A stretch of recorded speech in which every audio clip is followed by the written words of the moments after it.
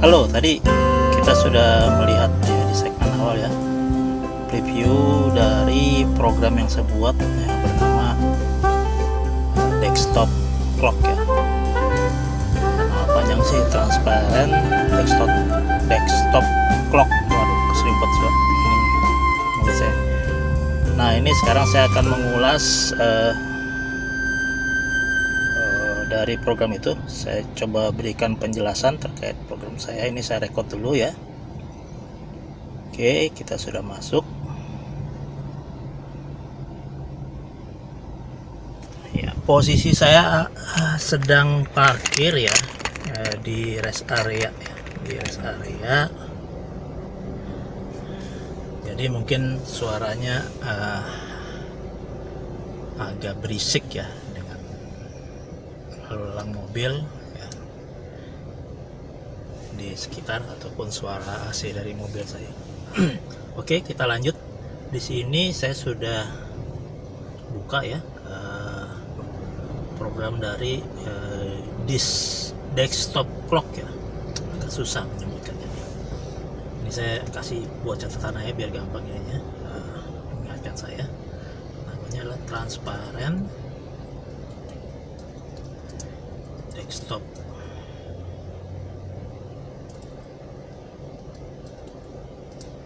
clock.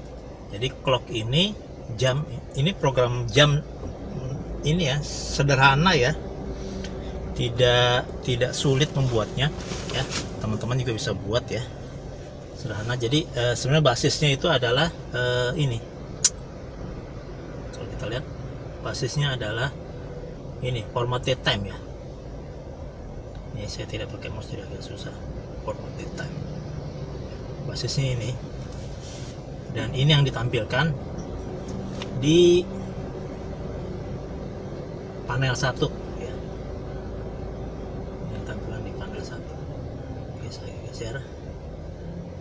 Hanya seperti itu aja. Cuma kelebihannya itu, kalau tadi teman-teman lihat itu di preview awalnya itu, program ini itu bisa transparan ya, dan windownya tetap berada di atas, paling atas ya, dan tidak bisa dipindahkan ke bawah ya, kecuali kita ingin memindahkan ke bawah dengan menggunakan setting yang saya tunjukkan juga sebelumnya ya. Jadi memang fungsinya ini jam ini untuk mengingatkan kita ketika bekerja di layar komputer ya, entah kita bekerja menggunakan Word, Excel atau apa gitu kan. Kadang-kadang kita lupa nih sekarang jam berapa gitu kan.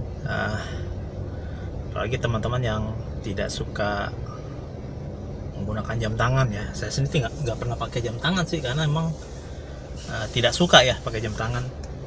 Nah, sebenarnya di Windows juga ada ini ya, penunjuk jam ya di pojok kanan bawah ya. Kalau teman-teman lihat itu di sini kan ada nih ya.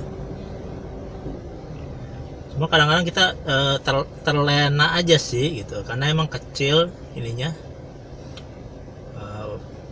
fontnya ya, ukuran fontnya, terus tersembunyi ya di pojokan gitu. Nah, kalau kita, saya cepat aja ya. Oh, ini saya belum buka nih. Kalau kita menggunakan ini ya, desktop clock ini, desktop clock,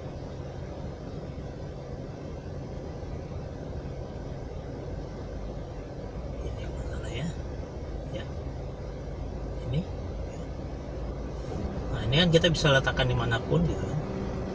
Dan ini tidak tertutup ya, ketika kita mengklik window di belakangnya, dia akan tetap di atas ya, seperti dengan aplikasi taskbar ya,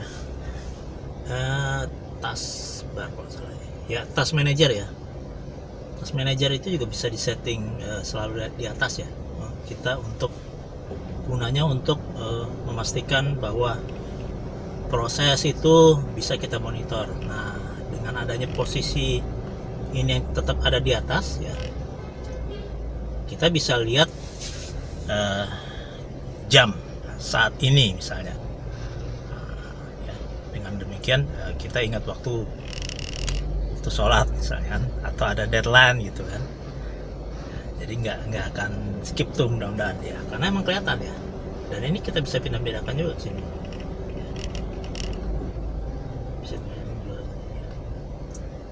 Kita bisa cari posisi yang tidak mengganggu misalnya di sini gitu. Atau misalnya mengganggu ya kita geser lagi gitu. Ya. Oke, ini saya close dulu. Kita lanjut ke pembahasan program. Oke, di program ini menggunakan sedikit komponen juga sih ya. Kalau kita lihat di sini ya, pertama POM udah pasti ya, POM. Terus komponen requirement. Ini posisi duduk saya nggak enak jadi agak susah. Pertama panel ya, panel ya. Di sini ada namanya panel 1. Ini untuk jam ya, clock. Kemudian ada T-label ya. Ada kerak enak betul. Oh iya, ini saya memvideokan tanggal 21 ya, hari Sabtu 21 Desember 2024. Hari Sabtu nih sudah masuk musim liburan kayaknya nih. Banyak yang pada mulai liburan nih. Natal dan Tahun Baru. Oke, di sini ada label, saya namakan label 1 ini untuk menampilkan tanggal. Ini kemudian apalagi saya pakai ini pop-up menu ya.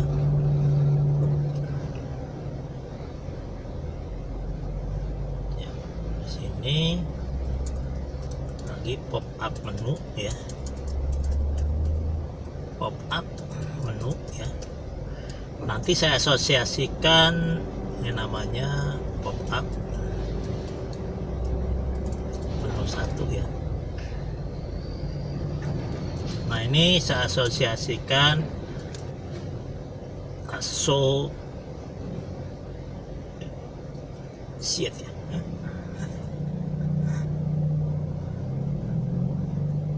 Salah nih,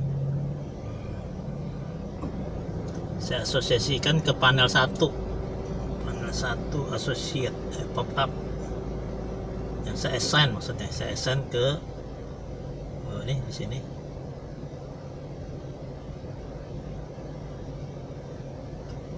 Oh, seperti ini saya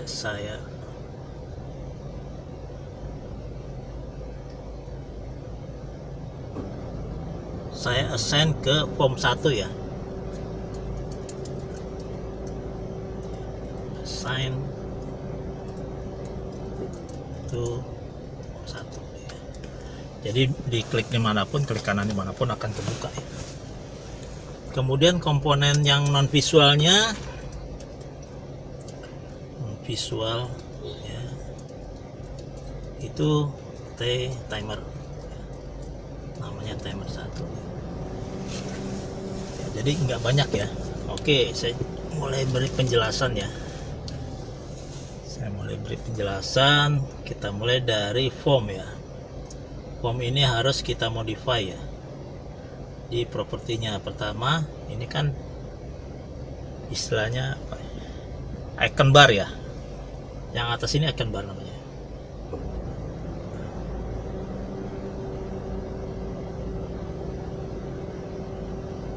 Nah, ini kalau lihat sini, nah ini icon bar nih.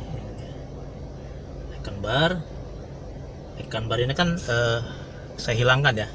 Untuk menghilangkannya itu ada di sini ya, border style ya, border style none ya. Kita buat none supaya itunya hilang. Kemudian maximize-nya saya buat false ya, jadi tidak bisa dimaximize. Minimize-nya masih bisa,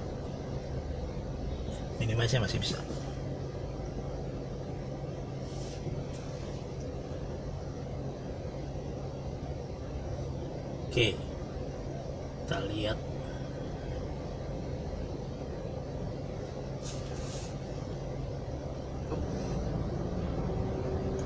coba run dulu.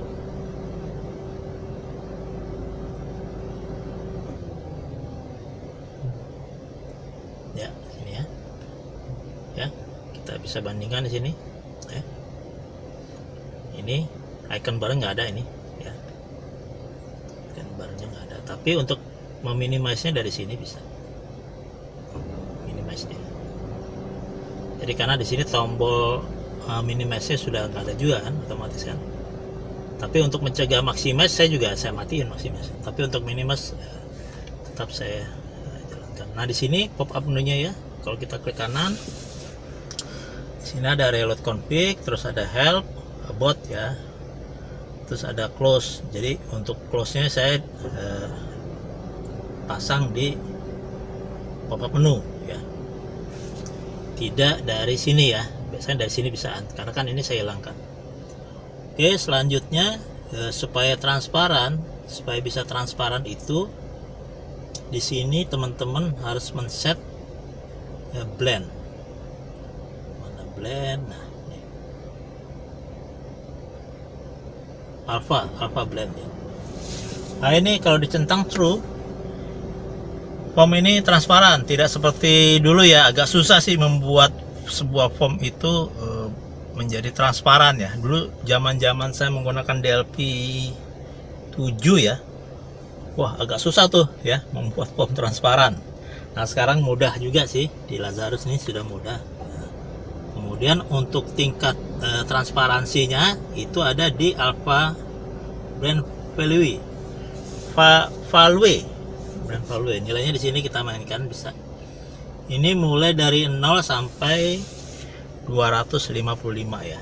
Kalau saya buka di sini di config-nya ya, di settingan config-nya skema.ini ya, kita bisa lihat ini jadi properti dari form alpha blend ya. True atau false ini saya taruh di sini ya. Jadi kita bisa mengatur kita mau buat transparan atau enggak ya. Itu di sini ya. Kemudian nilai transparansinya bisa di sini ya. Kita bisa buat transparan banget atau semi transparan itu, misalnya 200 cukup mungkin ya, tergantung teman-teman sih.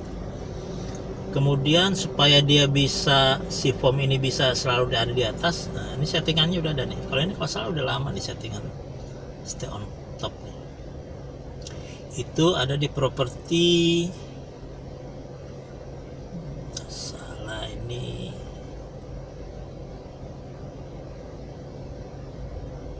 stay on top. Nah ini form style ada di properti form style, kita pilih stay on top ya, stay on top. Nah dalam kondisi normal itu biasanya form stylenya ada di normal ya. Normal. Jadi kalau di sini ya stay on top ya, nanti logiknya itu di sini kan saya dibuatin settingan ini mau stay on top atau enggak. Ini ada nih, saya buat logic booleannya aja stay on top ya. Jadi kalau dia bernilai 1 ya, bernilai true, maka saya akan mengarahkan ke sini ya, ke stay on top ya. Karena tadi hilang lagi form style ya di sini.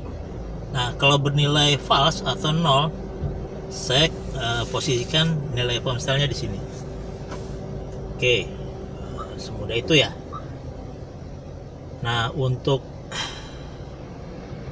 panelnya sendiri nggak ada ya. Panelnya sendiri itu lebih ke ini, dragging formnya, karena kan itunya saya buang tuh, icon barnya saya hilangkan kan. Jadi kalau nggak ada icon barnya sih ya otomatis kita nggak bisa dragging formnya ya kan. Kita nggak bisa dragging formnya, maka untuk supaya form itu tetap bisa kita geser-geser ya, saya pindah posisi draggingnya itu, untuk dragging itu di panel satu ini ya. Panel satu ini kita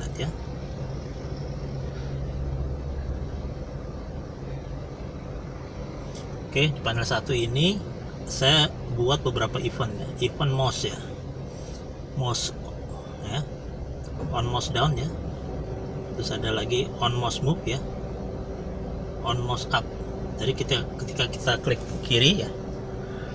Klik kiri ya, kita bisa lihat di sini. Ya. Klik kiri akan mengaktifkan ya. Nih, kita klik kiri ya. Button sama dengan MB left ya. If button sama dengan MB left, then nah ini saya ada nilai yang namanya is dragging ya. Is dragging itu boolean. Berarti kalau dia diklik kanan, klik kiri, is dragging ya. Is draggingnya bernilai true, berarti siap untuk digeser-geser ya. Kemudian ini adalah offsetnya ya. Oops. Ini offset posisinya ya, posisi awalnya ya, offsetnya di sini kan harus di sini ya. XY nya ya. Oke, kemudian ketika kita menggeser ya, ini kan masih diklik ya posisinya ya, belum dilepas ya tombolnya. Kita menggeser, dia akan melihat sini lagi, is dragging ya. Tadi kan sudah dibuat true kan, sudah dibuat true. Is dragging berarti posisi formnya ini, form kiri ya, form kiri akan digeser sebanyak dari nilai awal ya, offset X ya, dengan nilai dari X nya si yang dihasilkan oleh dari mouse move nya ini ya. Oke.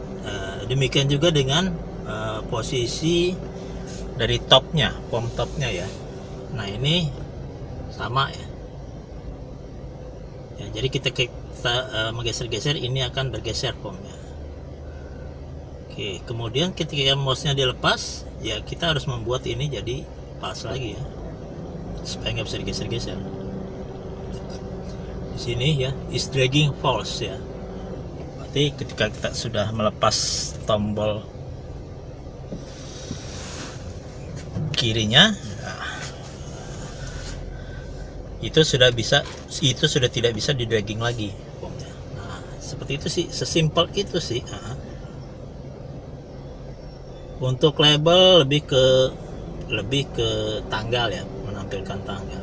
Nah ini posisi untuk processing itu saya taruh di timer 1. Nah ini kita lihat sini, on timer ya, prosedur timer 1, timer ya. Di sini ada variabel saya buat ya, variable time ya. Kemudian ya, di sini saya isikan karena saya perlunya jam ya, jam itu yang sekarang ya, yang lagi clocking ya, yang bergerak terus ya, jadi update terus dia. Terus tanggal juga yang sekarang ya. Kemudian di sini ada kondisi di mana kalau saya ingin menyembunyikan satuan detiknya ya, tampilan detiknya itu, ini kalau bernilai true, height second ini bernilai true, maka detiknya tidak ditampilkan.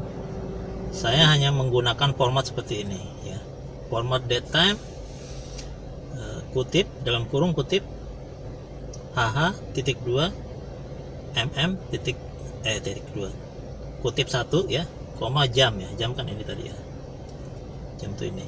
Oke, jadi yang ditampilkan hanya jam dan menit ya. Nah kalau saya ingin menampilkan detiknya, saya masih menggunakan format datetime ya, seperti ini ya, detiknya saya tampilkan di sini ya. Bisa lihat ya. Saya nggak pakai mouse jadi agak susah ya. Nah ini kenapa saya tambahkan detik bisa ditampilkan, detik tidak bisa ditampilkan, karena kan ini muncul terus ini program ini posisinya ada di atas.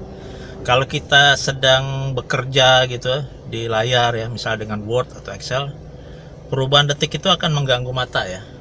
Secara psikis memang apapun yang bergerak ya, yang dilihat mata ya, itu akan membuat fokus kita lari ke objek yang bergerak ya. Jadi ini kalau teman-teman tidak suka melihat detik yang berubah terus nilainya ya, teman-teman bisa matikan. Kemudian untuk tanggal sih mudah aja ya, karena hanya menampilkan tanggal. Ini formatnya, teman-teman juga bisa rubah ataupun tidak juga ditampilkan, tidak masalah sih sebenarnya ya. Oke, selebihnya biasa ini file ya, ini file. Terus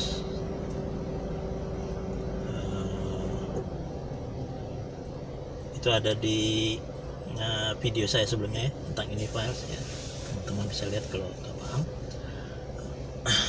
Terus selebihnya ini lebih ke about ya, so about home ya, lebih ke about.